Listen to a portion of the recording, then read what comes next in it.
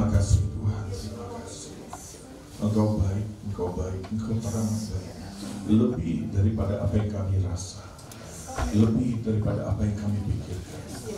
Bahkan di saat kami tidak merasa pun, Engkau tetap baik. Terima kasih Tuhan, terima kasih. Kami minta turunkan urapan-Mu, turunkan kesegaran, berikan kehausan dan kelaparan kami. Berikan mata yang terbuka, berikan telinga kami mendengar, berikan hati kami mendengar, dan mampukan hamba dengan cara yang sederhana agar hamba-Mu boleh menjadi penerjemah hati-Mu yang benar. Hembuskan nafas-Mu Tuhan atas semua hidup kami. Hembuskan nafas-Mu lewat firman. Terima kasih Tuhan, terima kasih. Dalam nama Tuhan Yesus. Amin. Ya, shalom saudara. Mari langsung aja kita buka di Filipi 2. Kalau kemarin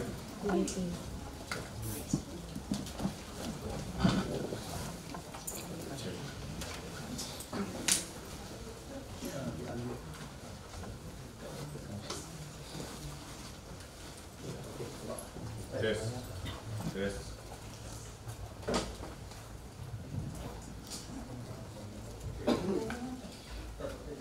Oke, kita buka Filipi 2. Kalau kemarin kita berkata, kita terima yang namanya berkat, janji.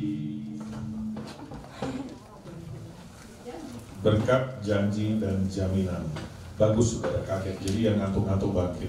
Amin. Ya. Jadi ini kita sekarang belajar bagaimana kemarin sebenarnya saya sudah singgung sedikit bagaimana supaya kita bisa unity, ya. Jadi biar masuk lebih dalam lagi, ya.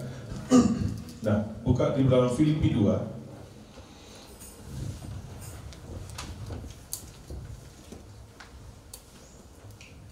Filipi 2. Saya percaya Yesus menjadi teladan kita. Amin. Filipi 2.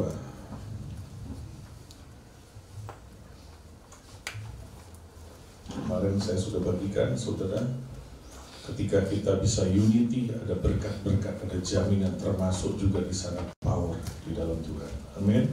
Ketika saudara bisa unity, ya. Nah, di sini katakan apa? Filipi 2 ayat 1 sampai 11 kita baca bergantian sekali. Oke. Saya ayat pertama, saudara ayat kedua, terus seperti itu. Dan di sini katakan apa? Jadi karena dalam Kristus ada nasihat, ada penghiburan kasih, ada persekutuan roh, ada kasih mesra dan belas kasihan. Karena itu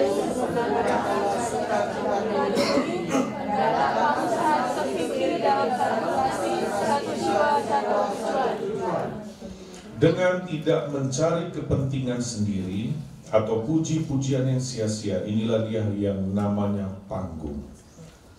Ya, dan dikatakan apa? Sebaliknya hendaklah dengan rendah hati yang seorang menganggap yang lain lebih utama dari dirinya sendiri. Dan janganlah tiap orang hanya memperhatikan kepentingannya sendiri, tetapi kepentingan orang lain juga. Melainkan telah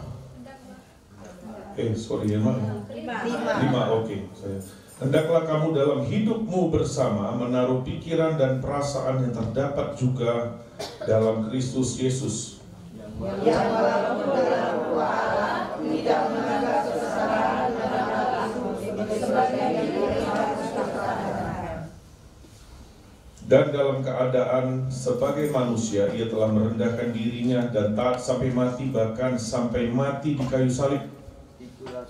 Itulah sebabnya Allah sangat memuliakan dia dan mengaruniakan kepadanya nama di atas segala nama. Supaya di dalam nama Yesus bertekuk lutut segala yang ada di langit dan yang ada di atas bumi dan yang ada di atas di bawah bumi. Dan segala yang mengaku Yesus adalah Tuhan. Kalau saudara lihat, ini sebenarnya cerita tentang unity.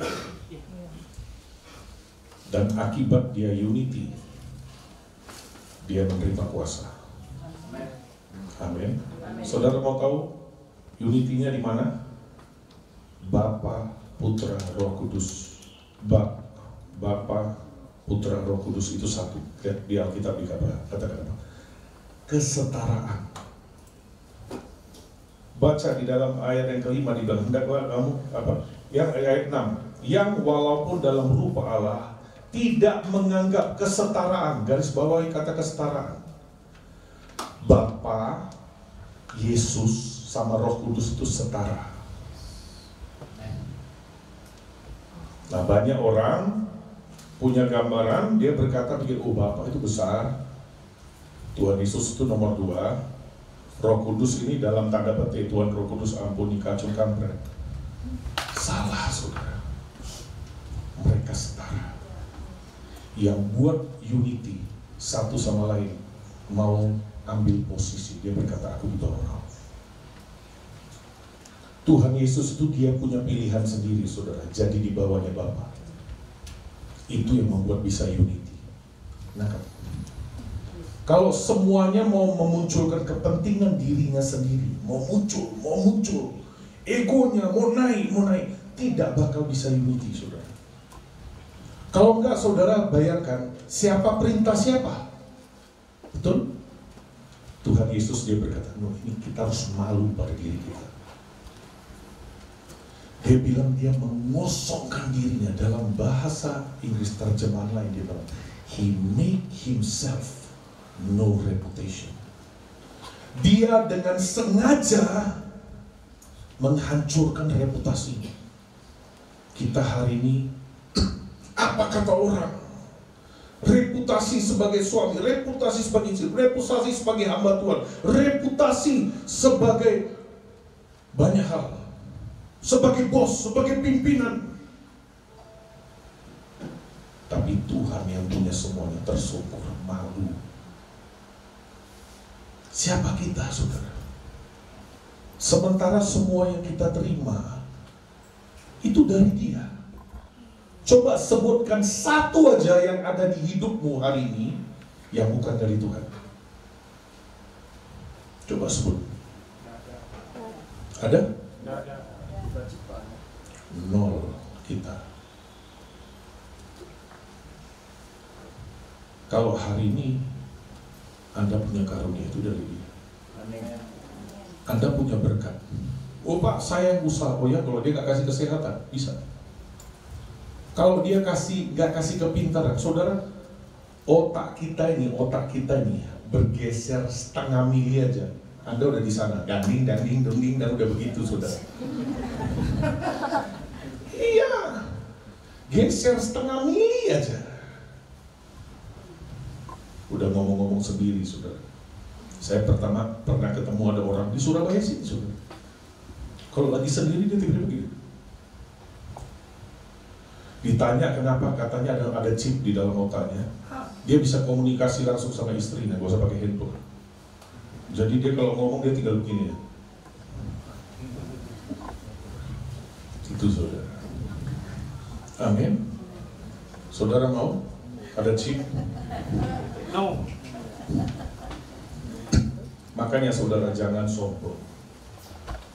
Tanpa sadarnya, kesombongan kita kalau begitu naik, tanpa sadar kita merasa kita Tuhan.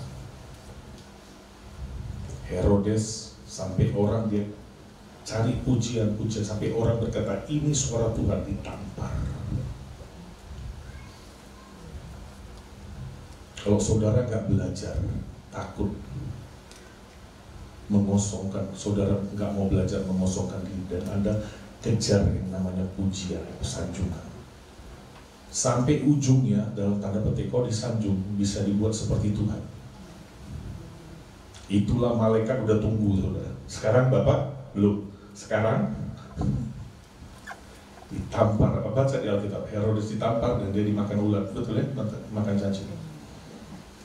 Saudara, mari saudara, saya mau berkata satu hal. Kemarin kita udah berkata, unity itu sebenarnya hatinya Tuhan. Kenapa? Unity itu dimulai di kekekalan. Tadi udah ngomong, kemarin kita udah ngomong, unity itu ada berkat. Bahkan pada saat Tuhan Yesus mati, Dia bangkit, dia pergi tinggalkan dunia. Dia bilang apa? Bapa, jadikan mereka satu, sebagaimana kita satu.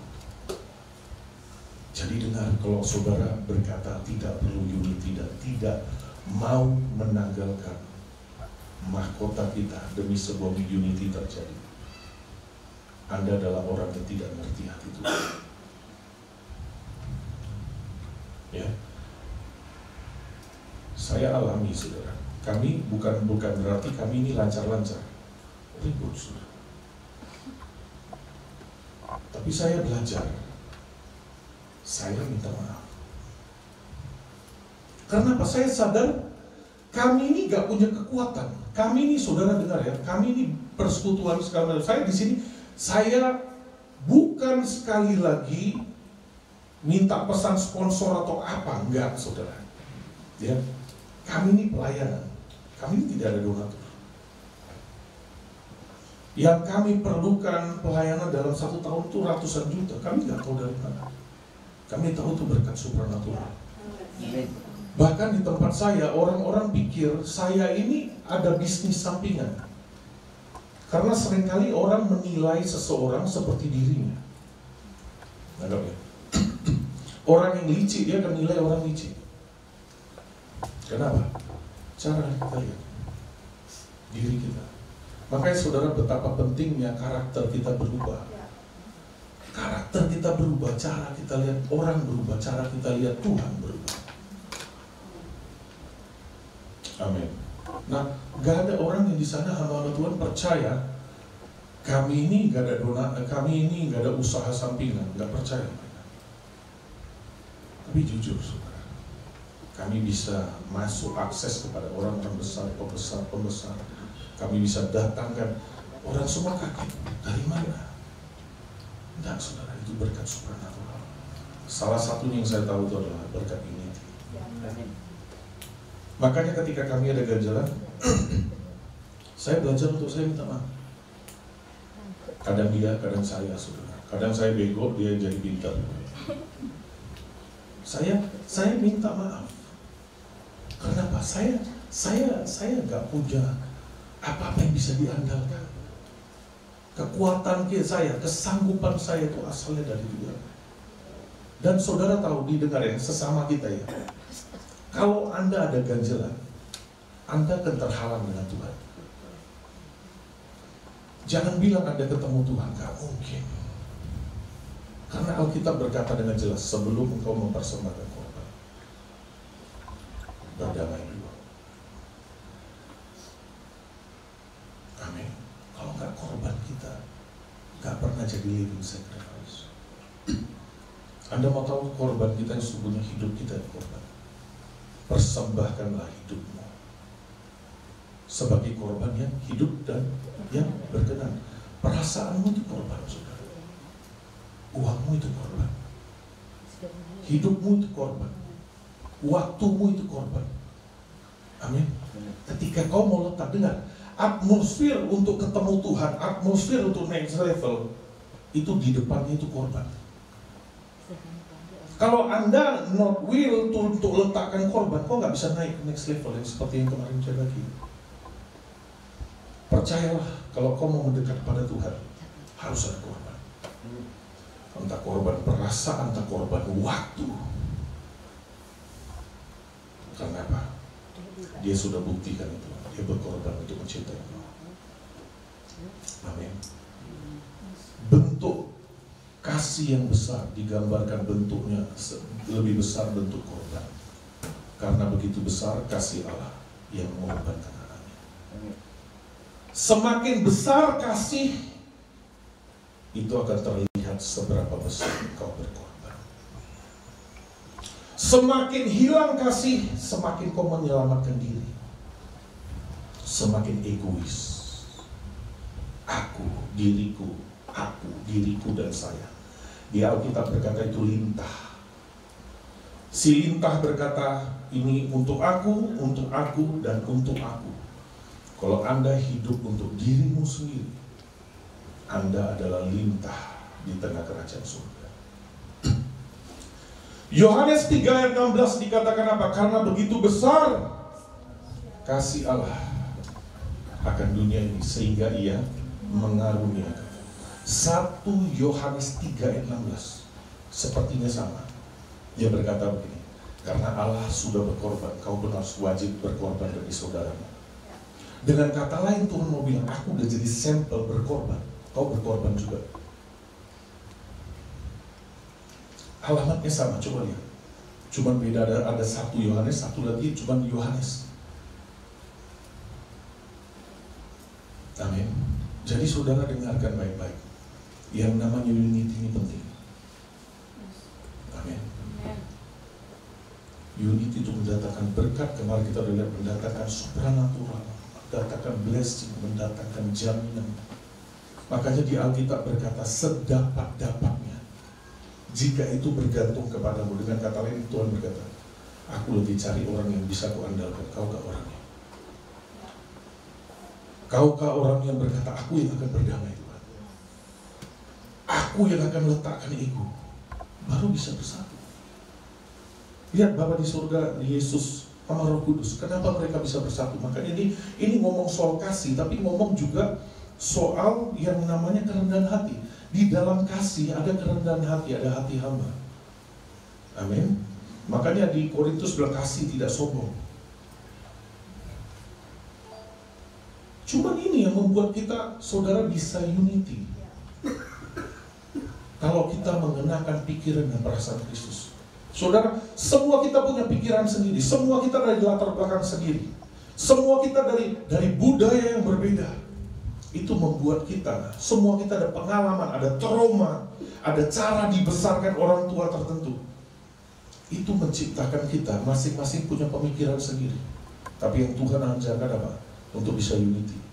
Kalau semuanya ada pikiran, gimana menyatu? Kita lepaskan, kita pakai pikiran Kristus. Kalau semuanya pakai pikiran Kristus, kita nyatu.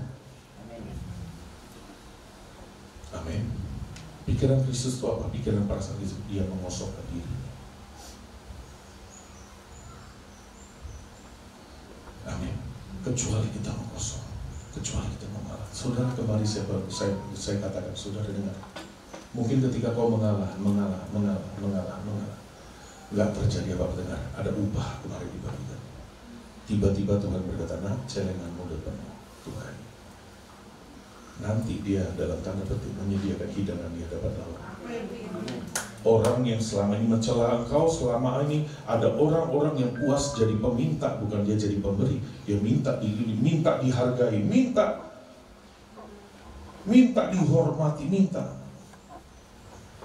Dia gak pernah kemana-mana. Kau akan lihat orang-orang yang berani berkorban, orang-orang yang kejar yang namanya perdamaian. Kau akan naik. Ya. Sebelum saya lanjut lebih jauh, saya minta istri saya kasih kesaksian. Ya, sedikit ya. Sedikit, jangan sedikit lama-lama jadi bukit ya. Atau ini, pakai ini. Oh ini.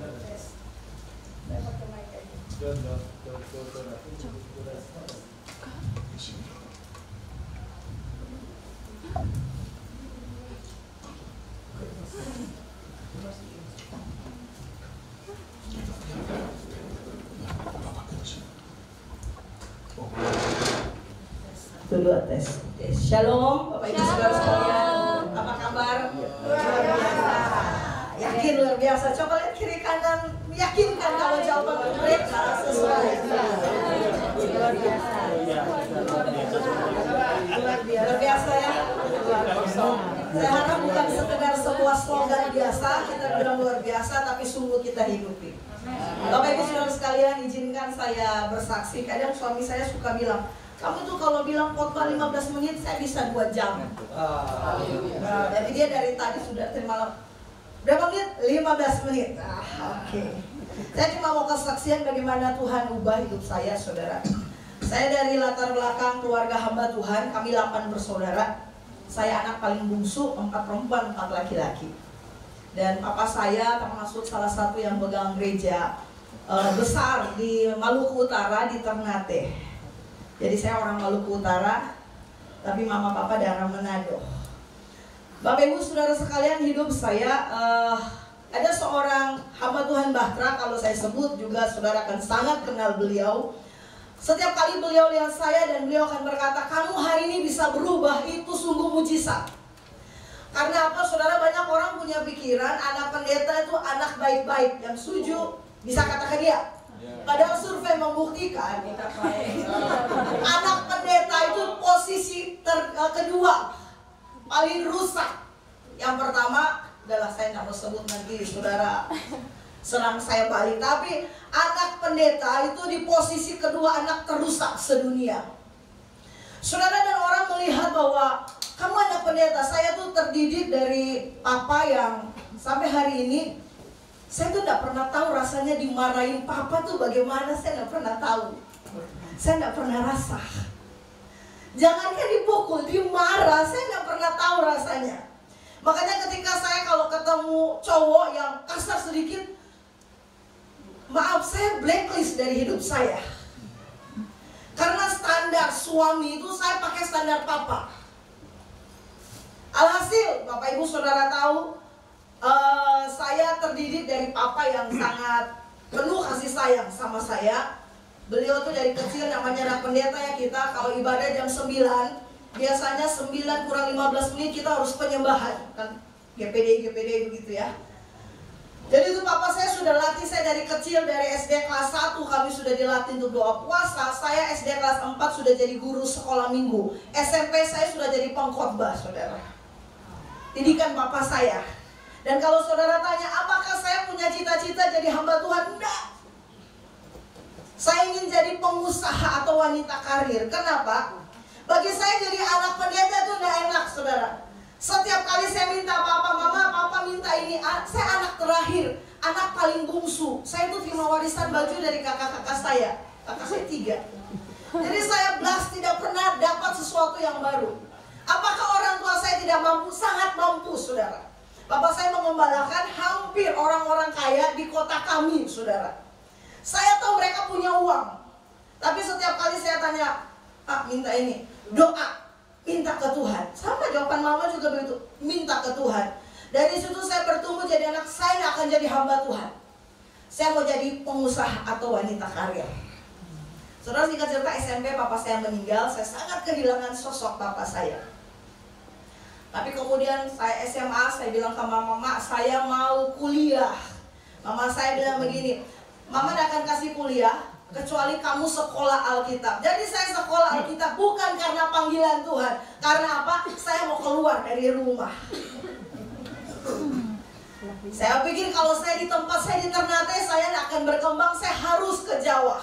Mama saya bilang, kamu boleh asal kamu sekolah Alkitab. Kalau Bapak Ibu tanya apakah saya sekolah Alkitab serius? Nggak serius. Saya punya karunia, satu karunia menikmati. Saya dekat dengan pemimpin saya, dengan Bapak Asrama. Jadi yang namanya sekolah Alkitab tuh ya, jam 5 kan harus bangun doa pagi. Saya pergumulan sampai hari ini bangun doa pagi.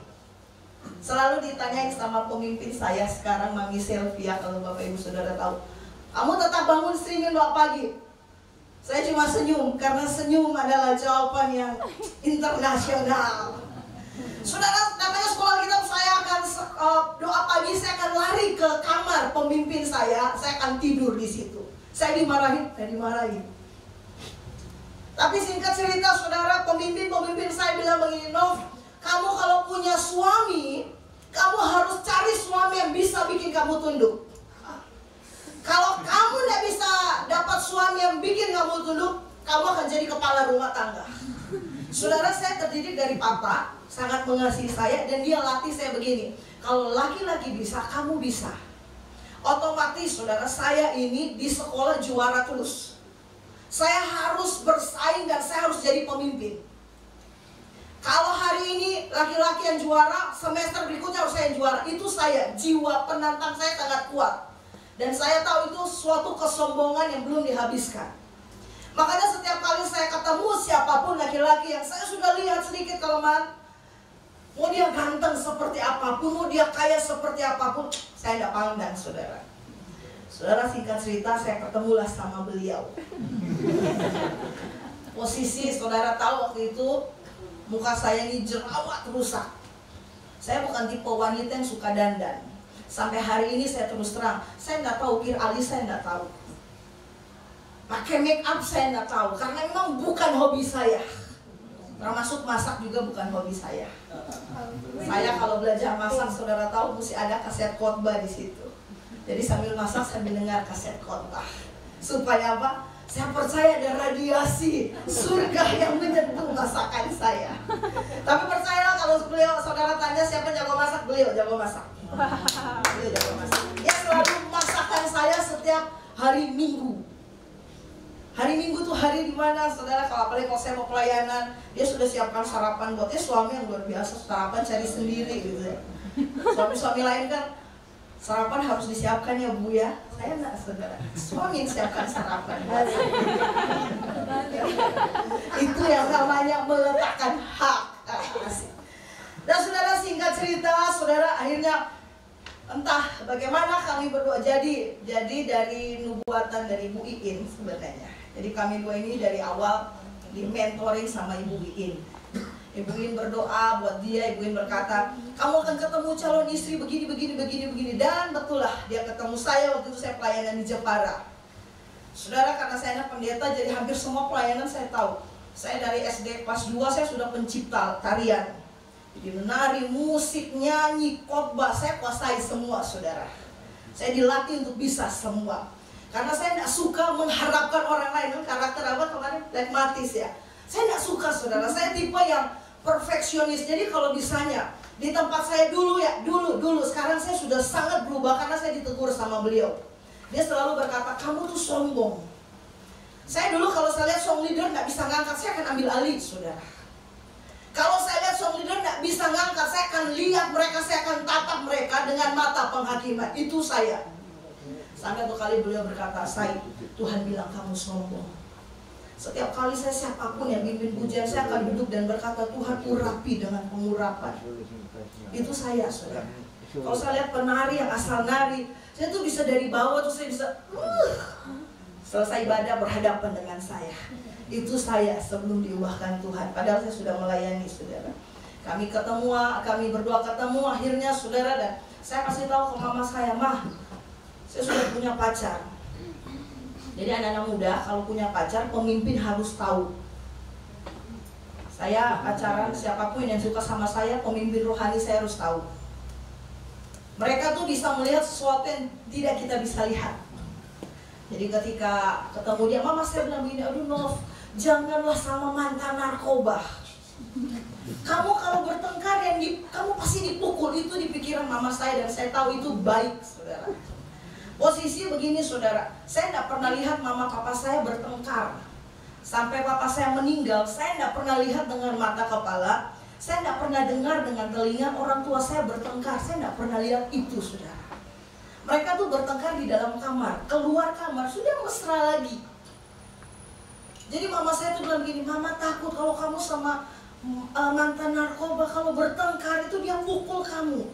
Saudara, singkat cerita, sampai besoknya kami acara tidak lama, saudara, dan dia melamar. Itu malam kami harus ke Manado. Mama saya bilang gini, besok Jimmy melamar pun mama tidak terima. Posisi dari Tuhan. Kami dua sudah dapat dari Tuhan konfirmasi ke hamba-hamba Tuhan. Oke, kalian dua jodoh, saudara. Dan saudara tuh Pak Jimmy sama mamanya sudah datang ke Bitung, ke Manado. Mama saya belum mau terima, saudara. Satu malam saya berdoa, Tuhan, tolong Tuhan. Entah bagaimana, saudara. Jadi begitu kalau lamaran kan saling cerita yang bagus-bagus. Mama saya enggak. Mama saya cerita ke mamanya beliau. Nova tuh enggak tahu kerja, dia enggak tahu masak, enggak tahu kerja, segala macam. Diceritain semua jelek-jeleknya saya. Apa jawaban mertua saya waktu itu? Sama Bu, saya juga waktu kawin enggak bisa apa-apa. Yes. Saya bangga punya mertua sampai hari ini. Saya bangga sekali, saudara. Saya tuh kalau di rumah mertua saya seperti ratu, enggak bisa kerja. Keluar kamar ya, papanya sama papa sudah meninggal. Saya keluar kamar karena takut kan bilang menantu pemalas gitu kan. Saya 7:30 sudah keluar kamar, papanya sudah di depan televisi tanya, Ngapain keluar kamar? Mau cuci piring Pak? Nah, masuk kamar lagi tidur. Mau dapat menantu, mau dapat mertua seperti begitu sulit. Saudara, saya mau keluar kamar, papanya sudah depan televisi. Kamu mau kenapa? Mau sapu, mau ini cuci. Nah, masuk kamar tidur lagi. Mamanya juga demikian. Mamanya bilang, kamu jaga anak itu sudah sangat lelah, jadi nggak perlu kerjain rumah tangga. Asik tak? Asik sekali. Berdoalah yang jomblo-jomblo dengan mertua. Kalau hari ini ada calon-calon mertua di sini.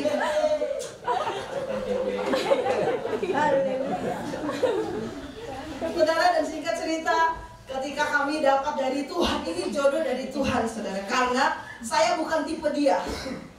Tipe dia adalah mesti tinggi, langsing, cantik. Nah, jadi waktu Ibu Iin yang doain dia, calon istrimu tuh ya, itu gak cantik. Saudara, dia tiba-tiba kaget. Hah? Lagi doa? Hah? Ibu ralat. Oh salah, maksudnya dia gak suka dandan. Itu tiba-tiba diralat. Kami dua, saya juga bukan tipe dia bukan tipe saya. Karena hari itu posisi saya sudah pacaran sama pengusaha di salah satu Jepara yang namanya kalau pengusaha mebel ya. Semua serba pribadi, rumah pribadi, mobil pribadi, dan punya kepribadian. Rumah pribadi, mobil pribadi. Dan akhirnya singkat cerita ketika kami menikah, saudara, baru 1 minggu menikah, pemimpin saya tanya begini. Kami waktu itu kan melayani rehab narkoba. Pemimpin kami di rehab narkoba tanya seperti ini, Nov, kalau Tuhan balikin waktu, kamu mau nikah lagi enggak sama Jimmy? Saya spontan jawab, enggak. Oh saudara, dia itu di Semarang idola saudara. Hampir 90% jemaatnya Pak Agung itu ketemu dia, Jim, Tuhan bilang kamu jodoh saya. Saya begitu lihat, wow ini atlet, wow ini cantik. Giliran saya lihat diri saya, seperti lagu yang bagi saya lagu tidak tahu diri itu lebih, siapakah aku ini Tuhan. Tuhan bilang, kamu tidak tahu aku siapa. Saya tidak pernah nyanyi lagu itu. Tiba-tiba ada rasa minder, ada rasa di mana, aduh. Tapi ketika saudara kami masuki pernikahan, percayalah awal nikah, tidak ada namanya honeymoon, bulan madu, tidak ada. Madunya habis, tinggal itu apa? Tawonnya. Honeymoon, madunya habis, tinggal tawon. Saudara, pernikahan kami amburadul, saudara, serius amburadul. Singkat cerita, kami sekarang masuki perjalanan pernikahan tahun ke-18. Saudara, bukan berarti kami tidak pernah lepas dari kata cerai. Berkali-kali dari saya takut cerai, saudara, sampai saya berani cerai. Saudara, petinggi-petinggi Bahtera itu semua tahu siapa kami, saudara. Saya sampai WA beberapa hamba Tuhan, saya bilang saya mau pisah sama Jimmy, saya mau cerai. Posisi begini, saya penuh kasih Bapak. Beliau semasa kecil tidak pernah alami kasih Bapak, jadi karakter kami bertentangan. Saya tipe yang dimana papa saya selalu puji saya. Saya juara, saya apapun, papa saya selalu kasih apresiasi. Beliau tidak bisa apresiasi apapun. Saya sudah masak enak, tetap dia bilang, sudahlah, beli makanan yang lain. Saya sudah berusaha dandan cantik, kamu tidak cocok pakai baju itu. Luka hati saya. Dan banyak hal yang membuat kami sangat berantakan waktu itu. Setiap kali Pak Daniel almarhum ya, setiap kali datang, Pi doakan kami. Beliau tuh sampai bilang begini, saya sudah malas doakan kalian. Jadi kalau beliau datang pun kami sudah tidak minta doa, saudara, karena dia bilang saya sudah malas doakan kalian.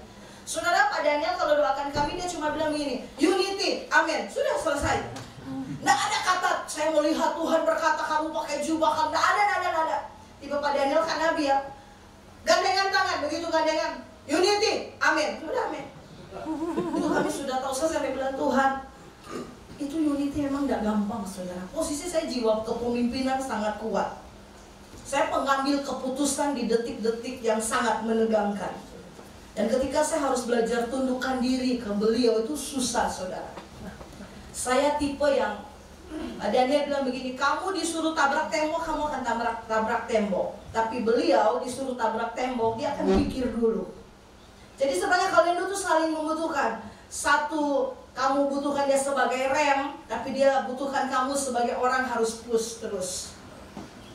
Saudara, singkat cerita saudara, kami melayani, tapi posisi saudara harus tahu, karunia saya, semua talenta saya, itu tiba-tiba tidak ada yang tajam sama sekali. Tidak ada yang tajam. Bertengkar terus, ekonomi kami turun saudara. Saya sempat buat sebuah kesalahan. Karena waktu itu zaman Facebook lah, saudara tahu ya. Ketika zaman Facebook, maka teman-teman lama, mantan-mantan terindah itu masuk lagi. Nah, di saat ketika saya lihat, wah ini nih mantan saya ini. Dan kemudian saudara, singkat cerita, saya buat kesalahan. Apakah dia tahu? Dia sangat tahu saudara. Dia sangat tahu. Saudara, rumah tangga kami kacau saudara, tapi posisi kami tetap melayani. Tapi saudara tahu, yang namanya ekonomi turun, semuanya turun. Bahkan perlindungan Tuhan buat saya pun turun. Saya alami, saudara tahu, ketika saya lagi masak, tiba-tiba pagi-pagi itu saya rasa ada seperti tangan peluk paha saya. Saya pikir anak saya, karena masih kecil. Saya pikir anak saya, jadi saya lagi masak, saya tidak perhatikan. Saya bilang, wah Yasya sudah bangun ya pagi-pagi. Karena waktu itu dia sekitar umur 3-4 tahun. Yasya sudah bangun ya, hari ini dia umur masuk 16 tahun. Saya tadi pagi langsung WA dia, karena dia khotbah hari ini. Anak saya SMA kelas 2, tapi dia sudah khotbah di ratusan orang, saudara. Saya kadang lihat, saya bilang, nggak perlu lewati sekolah Alkitab, memang sekolah sehari-hari sama orang tua, itu luar biasa. Dia pernah bilang, dia benci kami berdua, saudara. Karena apa? Kami selalu didik, dia harus baca Alkitab, kami push dia harus khotbah. Minggu kemarin yang khotbah di tempat kami anak 10 tahun, saudara. Tanpa kami harus, kamu sekolah Alkitab dulu baru khotbah, enggak, saudara. Kami lagi munculkan generasi Yoel di tempat kami. Saudara, dan kemudian saudara, saya kaget begitu saya lihat ke bawah itu tidak ada tangan siapapun. Saya masuk ke kamar, saudara tahu anak saya lagi tidur. Tapi setelah itu saudara, saya pendarahan. Saya ke kamar mandi, saudara, itu pendarahan. Tiba-tiba di hati saya karena saya lagi buat salah, saudara. Saya lagi hianati dia. Saya buat salah, saya tiba-tiba WA. Di pikiran saya tiba-tiba yang muncul adalah Ibu Nani. Maka saya WA Ibu Nani waktu itu. Saya bilang, Bu, saya kena pendarahan. Ibu Nani bilang begini, saya doa ya. Saudara, tidak sampai 5 menit, dia balik SMS saya. Waktu itu masih masa SMS ya, bukan WA. Dia berkata begini, Nov, kamu disentuh iblis ya. Saya tidak cerita, saudara. Saya cuma cerita saya kena pendarahan. Tapi kemudian dia berkata begini, kamu disentuh iblis loh, Nov. Baru saya cerita, iya Bu, tadi pagi saya merasakan ada sentuhan di paha saya. Dia bilang, itu iblis sentuh kamu. Karena apa? Kamu keluar dari tudung jin. Saudara, singkat cerita, saudara, saya karena tidak mau sakit, saya tidak mau, posisi juga tidak ada uang. Ketika kami salah, saudara, ekonomi itu turun tiba-tiba. Dan saya tahu salah di saya. Tapi karena saya terdidik dari keluarga yang papa saya latih saya jadi seorang pemimpin, saudara, untuk minta maaf ke dia, percayalah saudara, sangat susah. Sangat susah. Selama kami 17 tahun pernikahan, dia bisa hitung berapa kali saya minta maaf. Tapi kalau saya tidak bisa hitung, karena setiap kali bertengkar dia akan duluan minta maaf ke saya. Kalau kita perempuan kan, tunggu perasaan tenang dulu lah. Kalau dia tidak habis bertengkar, saya minta maaf, posisi saya masih panas, saudara. Saya tambah jengkel. Kalau dia langsung kejar. Kalau saya tenangkan perasaan. Dan saya kalau cara minta maaf pun, saya tidak bilang, Han, saya minta maaf, enggak. Saya langsung tanya, kamu mau makan apa? Itu sebenarnya bentuk saya minta maaf. Tapi untuk keluar kata minta maaf itu sangat susah. Nah saudara, dan saya tersiksa dengan sakit saya. Sini titik balik saudara. Saya minta dia doakan. Saya bilang, tolong doakan saya. Saudara, ketika dia doakan saya akui semua dosa saya. Dia doakan, dia belum sentuh kepala saya, saudara. Dia baru dekati saya sudah muntah. Dan maaf, semua muntah saya muntah darah. Itu darah, saudara. Dia baru berdiri mau doakan, saya sudah muntah, saudara. Terus saya nangis, tiba-tiba Tuhan tunjukkan akar. Saudara, Saya tuh dari SD kelas 5, 6 sampai SMP kelas 1 saya alami pelecehan seksual. Nggak sampai diperkosa, enggak saudara, tapi saya dilecehkan. Saya karena ikut organisasi dari Paskibraka, saya ikut PKS, saya ikut PMR, semua organisasi sekolah saya ikut. Karena saya termasuk anak yang berprestasi, jadi saya selalu ikut semua kegiatan. So, saya dilecehkan saudara. Yang lecehkan saya itu keluarga, termasuk keluarga. Dan saudara, saya lewati masa itu dari SD kelas 4, 5, 6 sampai SMP kelas 1. Apakah ada orang yang tahu? Nggak ada yang tahu. Kenapa? Karena orang yang lecehkan saya itu hamba Tuhan. Dari situ saya pahit saudara, saya pahit. Saya nggak cerita ke siapa-siapa. So, saya nggak cerita ke mama, saya nggak cerita ke siapapun, karena ini orang yang sangat dihargai di keluarga kami. Sampai satu waktu saudara, ketika dia menikah, tiba-tiba di hati Tuhan bilang begini, Nova, ampuni dia. Saudara, saya posisi SMP kelas 1, saya bilang, Tuhan, ini hamba Tuhan, dia lecehkan saya. Tuhan bilang ampuni. Saudara, saya ampuni dia, saya peluk dia, saya bisikan di telinga dia, saya mengampuni apapun yang kamu buat. Saya mengampuni, saya mengasihi, saya peluk istrinya, saya bilang, kamu punya suami yang luar biasa. Dan sampai hari ini saudara tahu kisah hidup saya ini pun, yang tahu hanya 2 keponakan saya. Saya tutup dari semua keluarga besar saya. Kenapa keponakan 2 saya tahu? Karena hari itu ada KKR di mall, salah satu mall paling besar kota Manado, Hari Pahlawan. Saya pembicaranya saudara. Jadi seluruh mall hadir dan saya pembicara di situ. Ada ponakan saya 2.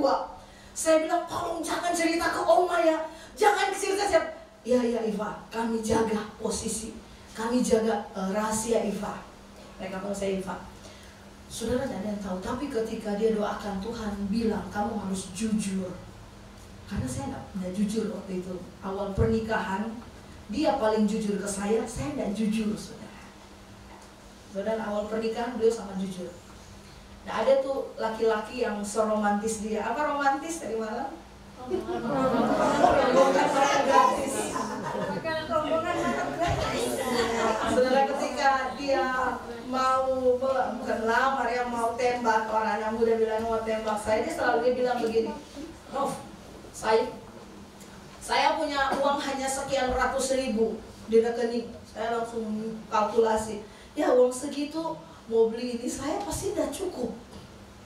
Dia bilang, saya kalau lihat perempuan cantik, saya masih nempel di otak saya. Tapi yang namanya kalau dari Tuhan ya, saya oke lah. Tapi saya tidak jujur. Tapi hari itu saudara, ketika saya jujur saudara, saya rasa ada sesuatu yang keluar, tapi ada sesuatu yang saya tidak bisa cerita saudara. Ada sebuah kelepasan di dalam saya saudara. Saudara, itu belum berhenti di situ. Tuhan bereskan hati saya. Tapi kemudian terjadi sebuah kasus saudara, di mana saya tuh cemburu lihat dia. Sering diundang kemana-mana, ke Israel lah, ke sini. Saya selalu bilang, kamu tuh diundang-undang, kenapa saya nggak pernah diundang? Itu saya ya. Jadi percayalah, model saya begini kadang masih suka, saya diundang ini. Waktu itu saudara. Dan dia bilang begini, kamu nggak pernah beres saudara, kamu nggak pernah tunduk. Breakthrough kedua dalam hidup saya adalah ketika satu kali saya cuci baju saudara di kamar mandi. Saudara tahu ketika saya dicuci di kamar mandi, beliau kan fitness. Jadi namanya dari celana sampai baju, kalau fitness bukan cuma 1-2 baju yang kotor. Dia bisa pulang tuh bawa tas plastik besar, itu baju kotor dia. Jadi kalau hari ini baju sudah bersih, saya pergumulan kalau dia sudah pulang dari fitness, pasti baju kotor numpuk lagi secara supranatural. Hari itu saya di kamar mandi tuh jujur ya, saya sambil cuci celana dia, itu sambil saya ngamuk. Saya bilang, ini orang nggak beli mesin cuci aja, nggak tahu istrinya sudah lelah kerja. Itu saya saudara. Saya sambil injak-injak celananya, karena capek kan saudara, pakai tangan mulus, tiba-tiba harus. Ini orang itu saya dalam kamar mandi saya marah-marah sendiri. Karena saya tipe orang yang suka kerapihan dan kebersihan. Jadi saya sudah lelah, saya sambil nangis, jujur saya sambil nangis. Saya lagi cuci, tiba-tiba saudara, apa yang terjadi? Di kamar mandi itu audible, Tuhan bicara begini, Sarah, panggil Abraham dengan sebutan Tuhan. Saya pikir siapa yang dengar kaset khotbah itu? Di kamar saya tidak ada dengar kaset khotbah, di lantai 2 tidak ada dengar kaset khotbah. Saya masuk lagi ke kamar mandi dan suara itu kembali bersuara. Sarah panggil Abraham dengan sebutan Tuhan. Saudara, di depan kloset saya tiarap, saudara. Di antara baju-baju kotor itu di kepala saya menghadap kloset. Saya nangis, saya bilang, Tuhan, selama ini saya cuma anggap dia suami, saya lupa dia hamba-Mu. Ketika saya kesaksian ini, saudara, di AOC Pusat, beberapa istri-istri langsung datangi, minta, kamu doakan saya karena itulah kadang kelemahan istri hamba Tuhan. Saya bilang, Tuhan, selama ini saya cuma anggap dia itu suami, tapi saya lupa kalau dia itu hamba-Mu. Saudara, tipe saya kalau saya dapat dari Tuhan, saya sampaikan ke dia, dia akan bilang ini, tunggu dulu. Tapi kalau orang lain yang sampaikan langsung, iya. Kalau harus saya jelas, Tuhan bilang kita harus buat ini dan buat ini, dan berkata, tunggu dulu, saya tes dulu, saya uji dulu. Tapi kalau orang lain yang sampaikan, dia akan iya. Dari situ timbul kepahitan saya dalam hati. Apapun yang saya dapat dari Tuhan, saya tidak akan bilang ke kamu. Tapi hari itu sejujurnya adalah hari break di mana saya direndahkan, saudara. Apa yang terjadi, saya cuci dan saya bilang, Tuhan, ini baju hamba-Mu. Saya siapkan di ARS, ini air es hamba-Mu. Saya sambil sokong Tuhan ini. Firman-Mu bilang, segelas air saja berikan ke hamba Tuhan, terima upah hamba Tuhan. Apalagi saya sudah segelas, cuci baju, kasih bersih, kamar, double porsi saya terima. Itu saya lakukan. Tiba-tiba berubah semuanya. Saudara, detik itu saya lakukan. Itu karunia saya semakin hari itu tidak pernah, saudara, tumbuh tajam terus. Dimulai dari saya belajar menundukkan diri dan unity sama dia. Tidak gampang, saudara, memang tidak gampang. Dia makanya kalau kesaksian dia selalu bilang, saya seperti punya istri baru lagi. Dia selalu bilang, karena istri saya dulu, aduh haleluya, saudara. Tapi saudara, kenapa semua bisa terjadi? Saya bagi satu ayat singkat. Yuk buka di Kidung Agung 1 ayat 12. Sudah lebih dari 15 menit. Kasih saya 5 menit. 15 menitnya Tuhan ya. Kidung Agung 1 ayat 12. Saya akan tutup dengan ini, saudara. Bagaimana kita bisa berubah di dalam Tuhan. Kidung Agung 1 ayat 12. Mari baca bersama-sama. 1, 2, 3.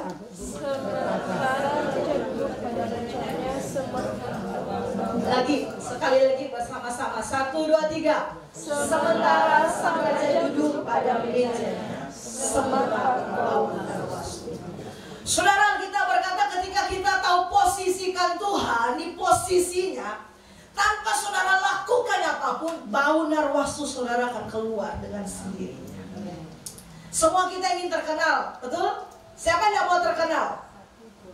Mungkin saudara terlalu rohani, saya tidak mau terkenal. Tapi kalau tarik garis lurus, siapa yang mau terkenal? Tidak salah saudara terkenal. Tidak salah saudara diakui, tidak salah saudara punya karunia, tidak salah. Bahkan ini masa Tuhan lagi buka semuanya. Kuncinya cuma satu, saudara. Posisikan Tuhan pada posisinya. Ketika Maria dia pecahkan minyak narwastu di kaki Tuhan, saudara, hari itu dia melanggar semua aturan. Aturan keyahudian berkata wanita tidak boleh gabung sama laki-laki. Tapi hari itu ada sebuah hati dari Maria yang berkata, aturan apapun aku akan langgar asal aku jumpa dengan rajaku. Saudara, dia terobos semua kerumunan laki-laki. Alkitab berkata dia pecahkan minyak narwastu di kaki Tuhan. Dia hanya pecahkan. Dia tahu posisikan. Rajanya harus dilayani. Dia tak melakukan apapun. Alkitab cuma bilang dia pecahkan. Bau narwastu seluruh ruangan itu tercium. Hari ini kalau engkau mau hidupmu diangkat Tuhan, engkau mau hidupmu berubah, engkau mau banyak terobosan terjadi, kuncinya cuma satu, saudara. Tahu posisikan Tuhan di posisinya. Alkitab berkata Kidung Agung, ketika sang raja duduk pada meja, bau narwastuku keluar. Bukan lagi engkau jadi orang yang ambil posisi Tuhan. Saya ingat kesaksian anak saya tanya Yasya kalau besar mau jadi apa? Dia berkata waktu itu, Yesaya mau jadi pengusaha, Yesaya mau jadi orang kaya. Dan saya bilang begini, kalau Yesaya mau jadi orang kaya, Yesaya tidak boleh sombong. Tapi juga jawaban seorang anak yang jujur, dia bilang begini, oh Yesaya mau sombong, tapi Yesaya izin ke Tuhan dulu. Tuhan, Yesaya mau sombong sedikit saja. Saya bilang, oh ya, nah Tuhan akan bawa kau jadi orang kaya karena kau jujur. Dia bilang, Tuhan, Yesaya mau sombong sedikit saja. Hari ini dia banyak menjuarai. Kemarin dia baru melepaskan gelar sebagai putri Bitung Junior, saudara. Dia bilang ke Tuhan, Tuhan, Yesaya tadi sombong. Dia mengaku ke Tuhan. Tadi Yesaya sombong karena Yesaya dipuji. Bahasa Inggrisnya sangat bagus dia pakai, bahasa semua orang tertegun, saudara. Dia menari, semua juri tertegun. Dia mendapat hasil yang terbaik. Dan dia bilang ke Tuhan, Tuhan, minta maaf ya, karena tadi Yesaya sombong sedikit saja. Tapi sekarang Yesaya kembalikan posisi Tuhan. Tuhan terima segala kemuliaan. Hari ini ketika saudara mengalami banyak hal, tempatkan Tuhan pada posisinya. Kalau dia raja, mari layani dia sebagai raja. Kalau engkau tahu dia imam, mari layani dia dengan cara imam. Kalau engkau tahu dia bapa, mari cara perlakukan dia sebagai bapa. Maka bangunan wastu saudara dan saya akan keluar dan tercium. Bilang kiri kanan, tempatkan Tuhan pada posisinya. Saya serahkan kepada suami saya. Ya. Cek. Saudara diberkati, amin. Amin. Amin. Keterbukaan itu awal pemulihan, saudara. Amin. Nah, saudara lihat, yang namanya kita mau unity, yang mana kita mau kosongkan diri kita, itu mau berberkat. Amin. Amin. Sebenarnya dengarkan baik-baik, Tuhan kita tuh canggih. Dan saudara tahu teknologi semakin canggih, dia semakin simpel. Anda lihat komputer zaman dulu gede, isinya cuma 1 GB, betul? Begitu kecil. Sekarang saudara lihat handphone segini aja, berapa giga? Ada yang lagi sekarang ada tambahannya, saudara buat data tambahan, tinggal dicek, saudara ada berapa tera bisa. Saudara lihat, semakin canggih, semakin simpel. Dulu mobil kalau mau dinyalain harus diengkol, dimasukin dulu besi, goreng, baru nyala. Sekarang ada mobil dia cuma masuk dengan on, nyala, pakai teknologi suara. Anda lihat, Tuhan itu canggih, saudara. Dan cara dia sebenarnya simpel, manusia yang ribet. Kadang-kadang cara Tuhan cuma rendahkan diri, unity. Tapi seringkali untuk jadi simpel kita sulit. Kalau saja kita mau, kita akan masuk di teknologinya Tuhan. Kesimpulan, simplicity, menjadi seperti anak-anak percaya, lakukan. Maka kau akan lihat, hidupmu akan diwarnai sempurna Tuhan. Yang saya tahu, setiap pertobatan akan diikuti dengan pemulihan. Amin. Amin. Setiap pertobatan Anda lakukan bagianmu, biarkan Tuhan lakukan bagianmu. Amin. Anda kosongkan dirimu, pada saat itu Tuhan ambil alih semuanya. Amin. Selama kita nggak mau kosongkan diri kita, kita mau jadi seorang, maka dengarkan baik-baik. Anda lihat ya, yang mana firman Tuhan buat melepaskan, toh? Betul ya? Siapa yang berkata firman Tuhan untuk melepaskan? Kalau kita berkata kamu akan mengetahui kebenaran, kebenaran yang kau ketahui ini akan memerdekakan. Amin. Artinya seberapa engkau mengetahui dan kau lakukan, sejauh itu kau merdeka. Tapi dengarkan, buat orang yang tidak mau melakukan, firman tertentu jadi beban. Kalau kau nyimpan sesuatu, contoh orang hidup dalam perzinahan, setiap kali firman tentang perzinahan jadi berat. Kau nggak punya unity, setiap kali firman soal ini jadi beban buat kau. Anda nyimpan kepahitan, maka kau akan merasa firman mengenai kepahitan ini beban buat hidupmu. Padahal dengarkan, itu bukan beban, itu buat memerdekakan. Amin. Biarkan hari ini dengar firman mendapat posisi dalam hidupmu. tempatkan dia firman itu di dalam posisi mana, maka bau nafas itu mau keluar. Amin. Ya, mari saudara masih bisa ikuti atau sudah lapar? Oh belum? Mana tahu sudah lapar saudara. Ya, saudara, yang namanya saudara, ini saya harus, yang buat masalah adalah saudara dengarkan. Tuhan kan mau kita ngosongin, ya, supaya kita bisa unity, kita perlu mengosongkan diri, mengosongkan ego kita, menanggalkan, kosongkan pikiran. Bukan berarti saudara ngeblank diri, dan Anda tidak mengenakan pikiranmu sendiri. Saudara gini ya, simpelnya gini, paling gampangnya gini. Anda ngalami masalah nih, gesekan dengan orang, tempatkan dirimu sebagai Yesus. Kalau aku jadi Yesus, apa yang aku buat? Aku dikatain, aku direndahkan. Pernah nggak sampai direndahkan seperti Yesus? Sehebat-hebatnya kita direndahkan, percayalah, tidak akan pernah. Kenapa? Dia turun dari surga. Amin. Bahkan dia ini ya, dia itu bahkan di surga pun. Siapa yang bilang, saudara dengarkan baik-baik, siapa yang bilang Tuhan Yesus waktu dia jadi manusia, dia maha tahu? Ayo, serius saudara, siapa yang berkata Tuhan Yesus maha tahu waktu dia jadi manusia? Angkat tangan. Artinya nggak maha tahu. Siapa yang bilang tidak maha tahu? Angkat tangan. Nanti saya tanya loh ya, di mana ya? Ayo, jangan cuma angkat tangan ya. Saya tanya nanti di mana ayatnya. Ayatnya di mana, Pak? Nggak hafal, Pak, ayatnya, Pak. Nah, kata-katanya seperti apa?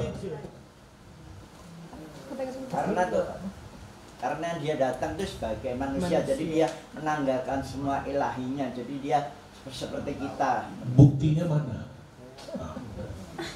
Hanya Bapa yang mengetahui, datang ke dunia kedua kali. Ya, itu satu. Saudara, yang itu yang the next level. Waktu dia manusia, wanita sakit berdarah, siapa? Siapa yang menjamah Jubah tua, dia bertanya. jubah? Jubahnya. Saudara lihat, sebenarnya dia maha tahu, tapi dengarkan baik-baik. Dia berkata, aku gak bisa sama dengan pemimpin. Dia rendahkan, dikunci. Hanya apa yang Bapak buka, aku barusan bisa tahu. Salah satu pemberontakan coba familiar, kau mengangkat dirimu di atas, menganggap sama.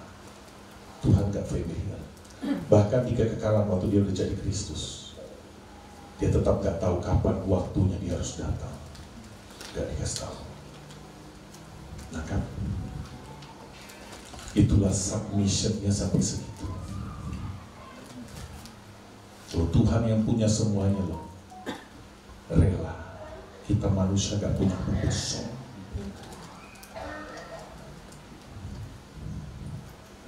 Saya direndahkan. So what? Memang itu jalannya untuk naik. Anda gak mau direndahkan, Anda gak bakal dinaikkan. Sekarang saya tanya, siapa mau direndahkan? Saudara, kita tahu pun belum tentu kita bisa melakukan, saudara. Amin. Nah, itu saudara lihat, Tuhan Yesus itu dibatasi, saudara. Saudara lihat, dia dibatasi, saudara. Dia enggak. Nah, masalahnya membuat orang nggak bisa mengosongkan diri. Apa, saudara? Lukas 8, mari kita lihat. Lukas 8 ayat 18. Saudara, hati-hati, saudara. Biarkan setiap kita mengasihi kebenaran. Amin. Amin. Jangan sampai saudara, Anda karena Anda berpegang teguh pada sesuatu yang seharusnya kau lepas, Anda nanti jadinya membenci kebenaran. Salah. Kebenaran gak pernah salah, saudara. Amin. Percayalah, yang salah itu pasti kita. Ya, Lukas 8, saudara. Lukas 8 ayat yang ke 18. Dibilang, perhatikan, karena itu perhatikanlah cara kamu apa? Mendengar. Karena siapa yang mempunyai kepadanya akan diberi, tetapi siapa yang tidak mempunyai daripadanya akan diambil. Perhatikan, juga apa yang dianggap ada padanya. Nah, kalau saudara sudah menganggap kau punya sesuatu, itu bahaya. Aku punya jabatan, aku punya kepintaran, aku punya karunia, aku punya kesanggupan, aku bisa kok, aku mampu, aku kuat. Detik kau punya itu masalah. Kenapa? Apa yang kau anggap itu akan diambil. Detik kau merasa ini punya saya, kau nggak akan mau lepaskan. Percayalah, orang semakin kenal Tuhan, kepemilikan hidupnya makin habis. Kepemilikan egonya, memiliki apa, semakin habis. Orang yang semakin tidak mengenal Tuhan, semakin tidak punya rendah hati, saudara, kita akan menganggap penuntutan kita akan semakin tinggi, tapi pengertian kita sangat rendah. Kita sulit untuk mengerti orang. Kita tuntut orang sangat tinggi, padahal ukuran yang kau ukur akan diukurkan kepadamu, dan selain itu akan ditambahkan. Orang ya, saudara, kalau lihat Tuhan Yesus sempurna waktu dia manusia. Gak usah buka Alkitab, saudara, nanti baca aja. Dia disempurnakan lewat ketaatan. Tetap dia dibatasi dengan kemanusiaan. Cuman yang membuat beda bahwa dia mau dibentuk. Anda lihat contohnya apa? Waktu dia belum berserah total kepada cawannya Bapak, dia bilang, Bapak, kalau boleh ini berlalu. Betul? Tapi biar kehendakmu. Pas dia balik, dia lihat mereka tidur, masih ada penuntutan. Kenapa tidur? Kenapa? Tapi pada saat dia balik lagi sekali, ketika dia udah berserah, tidurlah. Penuntutannya makin turun. Kau nggak minta dimengerti, kau belajar untuk memberi pengertian. Orang semakin berserah, kau nggak akan minta orang mengerti. Kau semakin punya hati hamba, kau nggak terlalu taruh standarnya orang tinggi. Lihat orang, saudara, kau nggak punya pengertian, nggak punya pengertian, tindasanmu akan kuat. Amin. Orang yang nggak punya hati hamba, dengarkan baik-baik. Anda akan jadi orang pemarah. Dan dengar, orang kalau udah marah ya, orang kalau udah marah ini biasanya dia nggak ngerti batas-batas yang nggak boleh dilanggar. Orang kalau udah dikuasai marah, berani nabrak otoritas, berani nabrak protokoler, berani. Makanya hati-hati, saudara dengar, di Alkitab dikatakan, Alkitab, janganlah kamu mendukakan Roh Kudus menjelang kedatangan Tuhan. Kalimat pertama apa? Segala kepahitan. Artinya dengarkan baik-baik, kepahitan, kemarahan, kau punya chance mendukakan Roh Kudus. Paling nomor satu. Orang kalau sudah kepahitan, sudah marah, pasti merasa dirinya benar. Pasti merasa dirinya betul. Betul, tapi belum tentu benar. Benar menurut siapa? Kalau ditarik garis lurusnya Tuhan, sudah benar nggak reaksimu sebagai orang Kristen? Udah itu aja. Gak usah bilang benar salah. Nah, sekarang gini aja baliknya. Itu sudah reaksi yang Tuhan mau. Bukankah di Alkitab apa? Kenapa kau tidak terlebih suka menderita kerugian? Kan dibilang. Kenapa kau lebih pilih adanya perkara di antara kamu satu seorang lain? Sudah merupakan kekalahan. Anda nggak hidup dalam kemuliaan, Anda hidup dalam kekalahan. Tadi lihat, begitu dia labrak, protokoler. Ketika ada ganjalan, setan bisa sentuh. Kemarin saya bagikan ya. Anda diserahkan kepada Al-Buju. Ada orang, saudara dengarkan itu, terjadi sebuah degradasi dalam hidupmu. Karaktermu mulai habis. Dari karakter mulai menjalar ke kesehatan. Kesehatan ekonomi. Kepercayaan Tuhan dalam hidupmu seperti bolong. Ikan-ikan mulai bolong, keluar. Apa yang dipercaya, saudara dengarkan baik-baik. Itu celah. Hari ini kalau kau mau pemulihan, kembalikan hati kita ke Tuhan. Tempatkan Tuhan di posisinya. Amin. Tempatkan. Caranya bagaimana? Engkau tunduk kepada Dia. Dengan cara bagaimana Dia mau kau tunduk terhadap Dia. Amin. Dengan cara apa? Kita melakukan firman, kita hidupi. Kalau kau dibawa seorang, tunduk, belajar taat. Anda kembali saya katakan begini. Bapa di surga Tuhan Yesus hidup sama-sama, tapi gak pernah familiar. Tetap bisa tahu batasannya. Lu tetap di atas, gua di bawah. Celakanya kita seringkali kalau kita semakin dekat, kita semakin gak ngerti batasan. Tapi beda dengan Tuhan.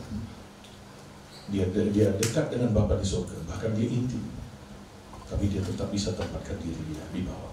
Amin. Nah itu saudara harus belajar. Kita mau belajar untuk mengosongkan saudara. Nah mari saudara, karakter dewasa itu adalah ketika kita punya yang namanya kerendahan hati. Amin. Semakin seorang itu dewasa, maka karakter yang jadi itu yang muncul, saudara, kadar hati hambanya semakin tinggi. Semakin kau kanak-kanak, dengarkan baik-baik, hati hambamu semakin hilang, semakin gampang tersinggung, semakin gampang sakit hati, gampang marah, gampang menghakimi, gampang menilai, gampang menggerutu. Hati hamba itu yang membuat saudara, Anda bisa menanti yang Tuhan mau berikan dalam hidupmu tanpa ada kecewa. Kenapa hamba gak bisa nuntut? Amin. Nah saudara lihat lagi di dalam Lukas, saudara.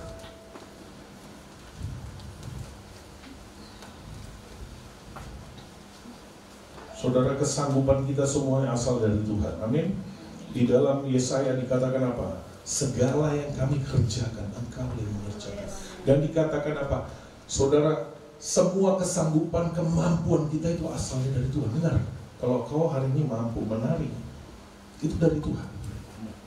Engkau mampu khotbah, itu dari Tuhan. Engkau mampu bekerja, engkau punya kepintaran, itu dari Tuhan.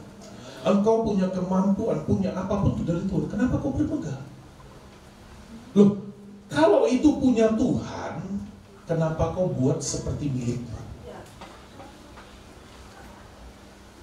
Amin. Anda akan buat dimanapun posisi kau ditempatkan. Kalau kau di atas, kalau kau di bawah, kau dimanapun, kau seperti apa? Kau sadar semuanya itu kepercayaan. Anda punya karunia, Anda punya talenta, Anda punya kemampuan. Itu punya Tuhan. Detik kau berkata, ini punya saya, aku sanggup, kau menganggap itu bisa dianggap. Tapi kemarin cerita Pak Yusuf, dia pikir hikmatnya itu milik dia. Padahal itu milik. Nah seringkali itu saudara dengan apa yang Tuhan berikan, kita udah familiar, kita lama-lama pikir apa itu milik Tuhan, milik kita. Amin. Nah Lukas 17 saudara. Berapa ayat lagi kita akan selesai? Saudara tahu maksudnya kan? Berapa ayat artinya berapa saudara? Iya berapa? Berapa jam lagi? Ya Lukas 17 saudara, Lukas 17. Ini Tuhan Yesus loh saudara yang ajar ya. Lukas 17 saudara. Lukas 17. Biarkan kita selesai ini, kita semakin diperlengkapi, kita semakin naik. Amin. Ya, Lukas 17. Judul perikopnya apa? Ayat 7. Mulai. Tuan dan hamba. Dikatakan begini. Siapa di antara kamu yang mempunyai seorang hamba yang membaja atau mengembalakan ternak baginya, akan berkata kepada hamba itu setelah ia pulang dari ladang, mari segera makan. Saudara, ini cerita hamba udah capek saudara. Anda nyampe nggak dihargai. Mana ada? hambanya juga ngerti posisi dia. Dia nggak bakal sakit hati, nggak disuruh makan. Kenapa? Dia tahu dia hamba. Udah capek loh kerja seharian. Begitu udah nyampe di ayat 8, bukankah sebaliknya ia akan berkata kepada hamba itu, ini udah capek kerja di ladang, balik. Ini kalau hamba berani berkata, mana? Kenapa aku nggak disuruh makan dulu? Itu hamba yang nggak ada otak. Dan di sini bilang apa? Bukankah sebaliknya ia akan berkata kepada hamba itu, sediakanlah makananku, ikatlah pinggangmu dan layanilah aku sampai selesai, makan dan minum, sudah itu engkau boleh makan dan minum. Sudah capek-capek, pulang, nggak dihargai, disuruh layani. Dan kalau dia udah makan kenyang, biasanya makannya mungkin tergantung. Mungkin kalau dia makannya kepiting, saudara lama, saudara. Dikupas dulu apa, dia sampai tuannya belum kenyang. Saudara tahu, ada tradisi Yahudi, mereka kalau belum selesai, apalagi dia seorang tuan, dia duduk, kalau dia belum selesai, saudara, nah, dia akan lipat itu celemeknya. Artinya dia belum selesai, dia lipat dan dia duduk dulu sebentar. Mungkin dia sendawa dulu, mungkin dia ke toilet dulu, saudara. Nanti dia balik lagi. Tuannya belum, hambanya belum boleh makan. Nangkap, saudara. Itu. Dan habis itu dibilang apa? Dan ayat 9, adakah ia berterima kasih kepada hamba itu? Tuannya nggak berterima kasih, saudara. Dan hambanya nggak sakit hati. Dibilang apa? Karena hamba itu telah melakukan apa yang telah ditugaskan kepadanya. Ayat 10, perhatikan. Demikianlah juga kamu. Ini Tuhan suruh. Dibilang apa? Kamu, apabila kamu telah melakukan segala sesuatu yang ditugaskan kepadamu, hendaklah kamu berkata, kami adalah apa? Hamba-hamba yang tidak berguna. Kami hanya melakukan apa yang kami harus lakukan. Saudara, itu hamba, saudara. Saudara udah buat pun nggak bisa dapat terima kasih. Itu sebenarnya wajar. Jadi saudara kalau lihat ya, ini kan biasa kalau di sini kan ada jual ya makanan atau ada pinco tuh, ada pinco. Pinco itu udah selesai dipakai, berguna nggak? Nggak berguna. Bayangkan kalau pinco berkata harga yang aku taruh di lemari emas, itu pinco yang nggak tahu otak, nggak tahu diri. Dan orang ketika lewat, pinco mau lewat, biarkan lewat. Hambanya. Saudara, ada hamba Tuhan, hambanya huruf besar, Tuhannya kecil. Tapi ada hamba Tuhan yang besar. Amin. Siapa di sini yang hamba Tuhan? Betul. Sudah dengar, sudah betul itu, saudara. Ya, betul. Udah dengar loh, semua kita hamba dengan mimbar dan ruang lingkup yang berbeda, tempatkan posisi. Amin. Dan habis itu dibilang berikut, saudara lihat di dalam Mazmur 149, Mazmur 149 ayat 4. Mazmur 149 ayat yang keempat. Mazmur 149 ayat 4. Dikatakan apa? Sebab Tuhan berkenan kepada umatnya, ia memahkotai orang-orang yang rendah hati dengan keselamatan. Saudara lihat kerendahan hati hamba ini membuat kau diselamatkan dari banyak hal. Kesombongan itu membuat kau menabrak hal-hal tertentu yang sudah sebenarnya Tuhan berkata jangan lewati. Amin. Anda ketika Anda punya kerendahan hati, Anda akan dimahkotai dengan selamat. Anda diselamatkan dari banyak hal, diselamatkan dari banyak kebodohan dalam hidup kita. Amin. Nah, dikatakan apa lagi, saudara? Lihat lagi di dalam Mazmur 25 ayat 9.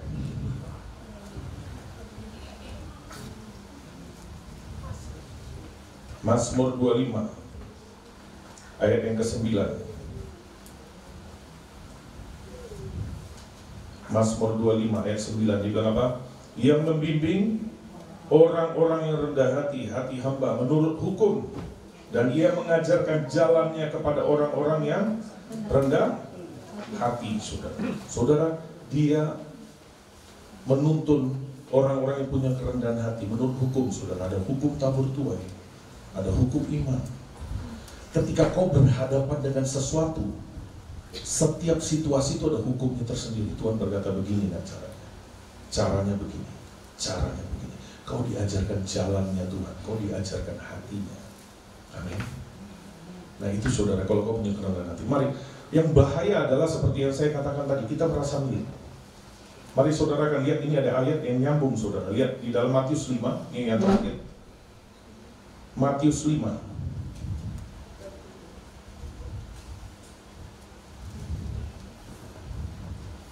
Matius 5, ucapan bahagia. Pasti semua saudara tahu. Amin. Ucapan bahagia saudara.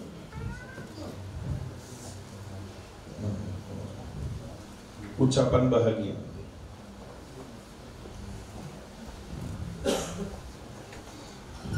Ini cerita ucapan bahagia, khotbah di bukit, ya. Kita akan baca 1-12. Saudara perhatikan ayat Alkitab saudara. Matius 5 ayat 1 dibilang apa? Ketika Yesus melihat orang banyak itu, naiklah ia ke atas bukit, dan setelah ia duduk, datanglah murid-muridnya kepadanya. Perhatikan ayat 2. Maka Yesus pun mulai berbicara dan mengajar mereka, katanya, berbahagialah orang yang miskin di hadapan Allah, karena mereka lah yang mempunyai kerajaan surga. Saudara dengarkan baik-baik. Yang pertama dimulai ucapan bahagia pertama, Pak, miskin. Miskin ini apa? Anda nggak merasa milik. Anda kosong. Artinya kalau kau nggak mengosongkan, kau tidak bahagia. Selanjutnya ketika kau berani, kau mau mengosongkan dirimu.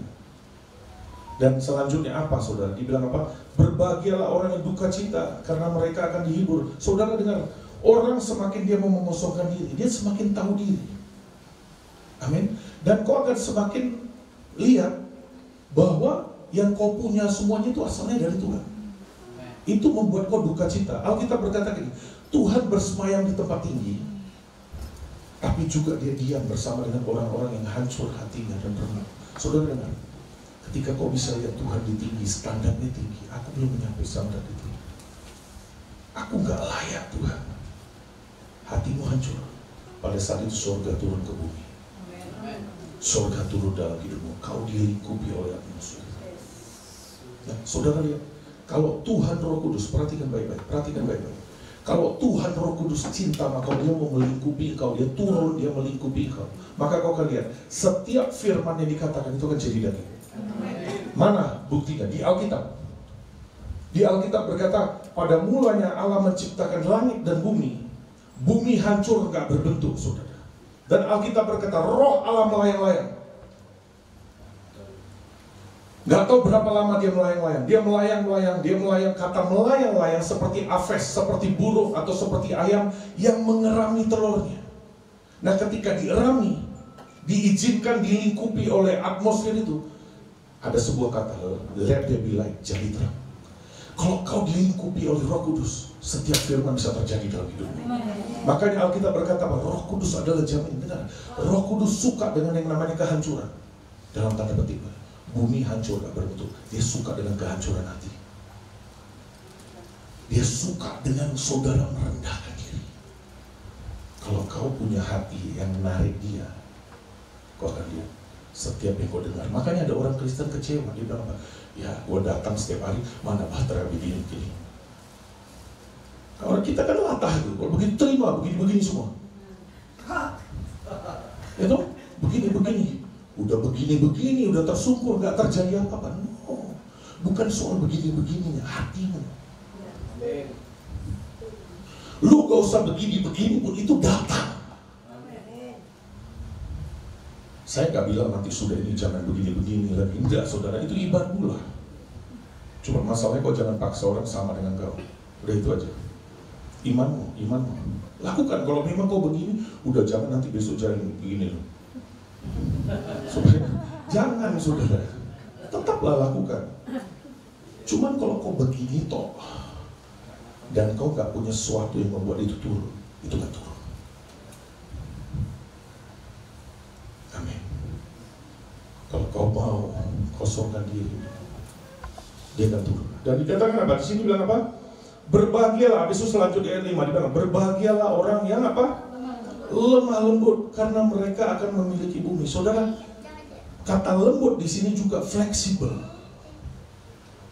Daud pernah berkata dalam satu firman-Nya, dia berkata begini, bersukacitalah karena Tuhan, maka dia akan memberikan apa yang diinginkan hatimu. Kata bersukacita dibilang apa? Be flexible. Tiba-tiba saudara dengar, apa yang kau inginkan tiba-tiba udah selaras dengan Tuhan.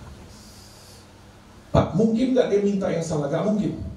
Kalau kau udah selaras dengan Tuhan, tanpa sadar keinginanmu, keinginan Tuhan sudah nyatu. Amin. Tuhan itu memberikan segala sesuatu yang kau minta, kalau kau minta sesuai dengan kehendak. Ketika kau punya kelemah lembutan, Tuhan Yesus itu lemah lembut, nyatu. Dimulai daripada kau ngosot dulu, ya, itu menjalar. Habis itu dibilang apa? Ayat yang habis itu dibilang apa? Berbahagialah orang yang lapar dan haus akan kebenaran, karena mereka akan dipuaskan. Dan itu membuat saudara semakin, karena saudara ngalami, kau semakin haus dan lapar, dan kau semakin dipuaskan oleh Tuhan. Kau mengalami terus pertumbuhan, kau mengalami terus anggur baru. Kau terima, ikut Tuhan gak pernah bosan. Ikut Tuhan gak pernah boring. Dengarkan baik-baik. Anda boleh alasan pelayanan bisa boring apa? Enggak seperti itu yang Tuhan saya katakan. Rahmatnya baru setiap hari. Bagaimana mungkin kita boring? Kalau kau boring, ada something wrong. Ada anggur baru yang sudah mulai terhenti dalam hidupmu. Saya lihat ada kesaksian orang, mereka di penjara terkurung, mereka tetap bisa ketemu Tuhan. Amin. Karena itu jumber di dalam. Amin. Dan dikatakan apa? Saudara lihat, dipuaskan. Habis itu berbahagialah ayat 7, orang yang murah hatinya, karena mereka akan beroleh kemurahan. Saudara dengarkan baik-baik. Orang semakin haus akan kebenaran, kebenaran meninggikan derajat. Derajatmu gak begini lagi. Aku diberkati, Anda memberkati. Derajatmu naik, men. Derajatmu gak derajat pengemis tadi itu yang dibaik Allah. Derajatmu berkata, aku menaik tangga. Aku persembahkan korbanku. Aku gak mau lagi jadi bagian yang ini. Aku mau jadi bagian yang memberkati. Mimpinya gak selalu berkata, aku mau terima, aku mau menjadi pemberi. Anda akan jadi orang yang pemurah, murah mengampuni. Itu realita. Percayalah, kalau kau semakin dekat dengan Bapa, Alkitab berkata gini, jadilah murah hati, sama seperti Bapa. Artinya kalau kau gak murah hati, kau Bapaknya siapa? Lu betul kau di Alkitab berkata, jadilah murah sama seperti Bapakmu. Artinya kalau kau gak murah hati, medit uang, medit pengampunan, medit segalanya. Mungkin kita salah bapak mungkin. Mungkin ketukar saudara, waktu ditaruh di box bayi itu ketukar.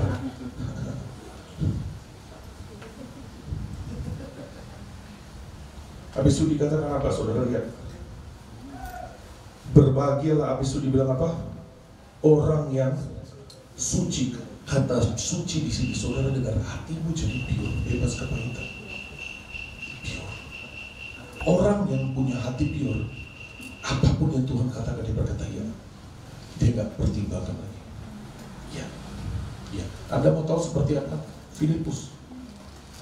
Kota itu Samaria udah geger oleh karena ada satu Filipus. Geger, orang lihat perbuatan Tuhan yang ajaib dengan luar biasa. Dan saudara, di tempat itu ada seorang penyihir bernama Simon yang sudah terkenal. Dia kalau terkenal, percayalah, dia sakti.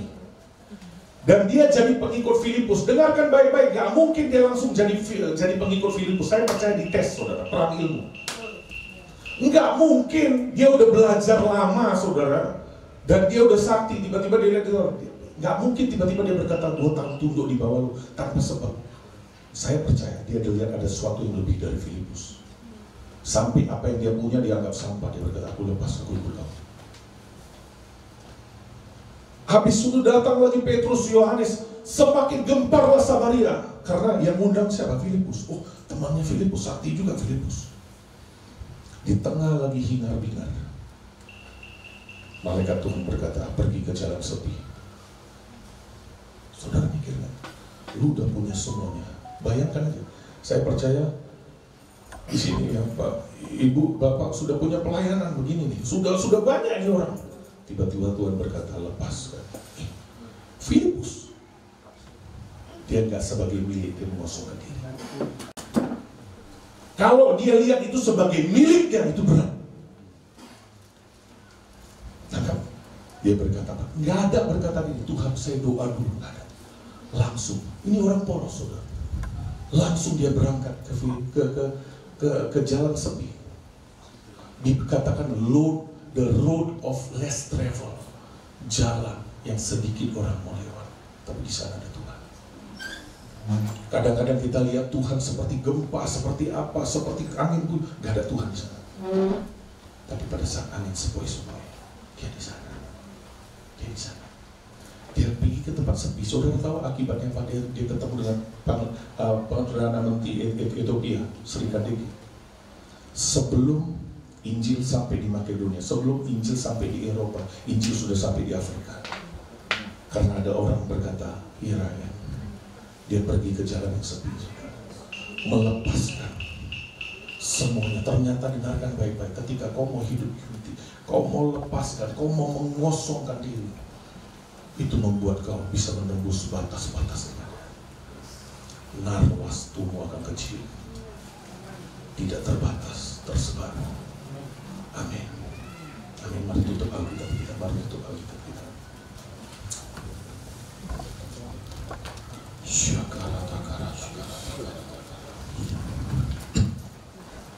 Mari hari ini saya percaya satu hal. Setiap saudara, dengarkan baik-baik, setiap tantangan yang ada di depanmu, setiap halangan, rintangan, itu adalah bentuk salib yang Tuhan berikan. Yang sebenarnya itu adalah kesempatan kau mengalami mujizat. Kapan kita bisa jadi pelaku firman? Dengarkan baik-baik. Di Alkitab dikatakan firman itu manis di mulut. Ketika dimakan di mulut rasanya manis, tapi ketika dia turun ke perut itu pahit. Artinya apa? Untuk firman itu jadi daging, itu berat, itu pahit. Tapi mau gak kau buat firman itu terjadi dalam hidupmu hari ini? Kalau kau ada ganjalan, kalau kau ada sesuatu hari ini, mari pilih itu unity. Tadi istri saya sudah kasih kesaksian, saudara, bagaimana ada pemulihan dalam kerendahan hati, ada pemulihan dalam mengosongkan diri, ada pemulihan dalam kau mengerti posisimu dalam sebuah tubuh Tuhan. Anda lihat bagaimana Tuhan Yesus dikaruniakan nama di atas segala nama, karena dia mengosongkan dirinya. Dia gak mempertahankan kesetaraannya, dia mengosongkan, dia rela tinggal. Bahkan saudara dengar, sampai dia di surga pun dia gak maha tahu, di bumi dia gak maha tahu. Dia bahkan rela turun menderita. Karena apa? Dia mengosongkan diri. Yang bikin sulit adalah apa? Ketika kau merasa kau punya, itu sulit. Kalau kau sadar semua yang kau punya itu dari Tuhan, coba renungkan sekarang sebentar, apa yang kau punya yang gak punya Tuhan. Jabatanmu, posisimu, dari orang di atas mau sampai di bawah, semua itu milik Tuhan. Kalau kau diangkat jadi pemimpin, jabatanmu itu Tuhan yang berikan. Itu bukan milikmu. Itu tetap dalam pantauan Tuhan. Kalau kau sebagai hamba, kalau kau sebagai leher, itu Tuhan yang berikan. Dia mau lihat apa yang kau buat di posisimu, apa yang menjadi reaksi. Engkau tahu diri gak di hadapan Tuhan? Shandarala badi bidi bidi di sebelah Tuhan, saudara, berapa saat ini? Shigede bidi bada da bayara da bayara da shigede. Saya merasa ada orang-orang punya kepahitan dengan masa lalunya. Ada orang-orang yang pernah melukai kau. Hari ini saatnya, dengarkan baik-baik. Tidak ada kepahitan bisa naik ke surga, saudara. Dengarkan baik-baik. Tidak ada yang namanya kesombongan dapat naik ke surga.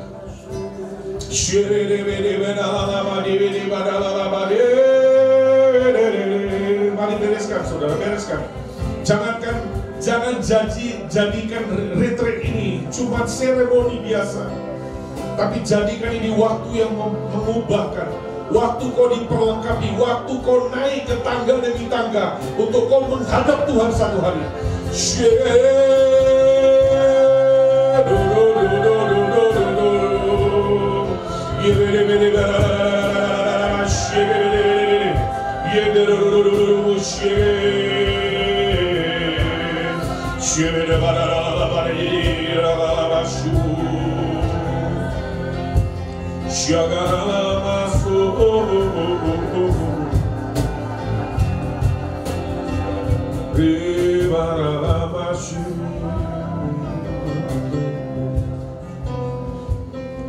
Inilah yang ku minta, hati sebagai hamba yang mau taat dan setia padamu Bapa.